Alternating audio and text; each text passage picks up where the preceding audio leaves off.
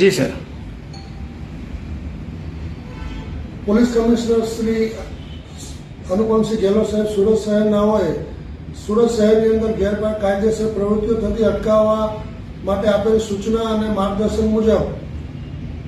Sarthana police સ્ટેશનના police inspector Shri MD ઝાલાનાઓને મળેલ બાતમી આધારે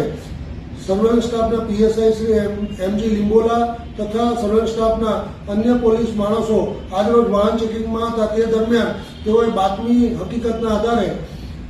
પરપ્રાંતીય વિદેશી દારૂનો જથ્થો ભરીને આવતા એક ટેમ્પાને પકડી પાડેલ છે અને પરપ્રાંતીય બનાવટની દારૂની બોટલો જેની કિંમત આશરે રૂપિયા 1,50,000ની આજુબાજુનો કુલ મુદ્દામાલ હસ્તગત કરવામાં આવેલ છે અને ટેમ્પો GJ12AZ 5223ને પણ